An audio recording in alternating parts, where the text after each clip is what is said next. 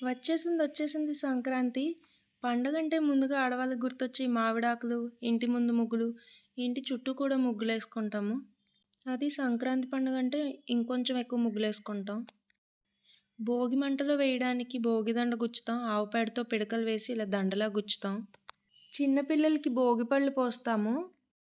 ఆవు పేడతో గొబ్బెమ్మలు చేసి కృష్ణుడికి, గొబ్బెమ్మలకి పూజ చేస్తాము. గొబ్బియల్లో గొబ్బియల్లో అంటూ పాటలు పాడుతూ ఆ గొబ్బెమ్మల చుట్టూ తిరుగుతాము. ఇంక మరి సంక్రాంతంటే పిండి వంటలు లేకుండా ఎలాగా?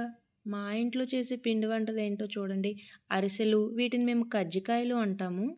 మా అమ్మ కజ్జికాయలు అల్లుతుంటే భలే ఇంట్రెస్టింగ్‌గా అనిపించింది. ట్రై చేయాలనిపించి నేను ఒకటి తీసుకొని ట్రై చేశాను. ఫస్ట్‌దే సక్సెస్ అయింది మరి నాకు. ఇంకంతే మా అమ్మ పని నా చేతిలో పెట్టేసి ఎళ్ళిపోయింది. చాలామందికి చేసి డైటింగ్‌లన్నీ పక్కన పెట్టి, డీప్ ఫ్రైలు, మంచి మంచి పిండి వంటలు తినే టైమొచ్చింది.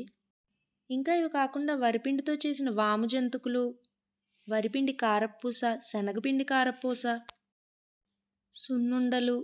మా అమ్మ ఎప్పుడు ఇలానే చేస్తది. చిన్న చిన్న పిల్లలకి చిన్న చిన్న సున్నుండలు, పెద్దవాళ్ళకి పెద్ద సున్నుండలు. బూడిద గుమ్మడికాయ హల్వా భలే ఉంటది.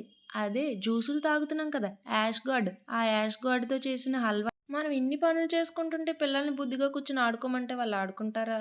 మరి మా మేడం కూడా ఒక పీట కర్ర పట్టుకొని కూర్చుంది. చేసిన పిండి వంటలు సరిపోవన్నట్టు ఇంట్లో ఉన్న సీడ్స్ పాడైపోతున్నాయమ్మా. అన్నీ కలిపి ఒక చిక్కీ ఏసేయి అంటే నేను నట్స్ అండ్ సీడ్స్ చిక్కీ ఏసాను. వేయించిన నువ్వుపప్పు ఉండిపోయింది. దాంతో కూడా ఏదైనా చెయ్యమ్మా అంటే మళ్ళీ ఇంకో చిక్కీ లిస్ట్‌లోకి యాడ్ అయింది.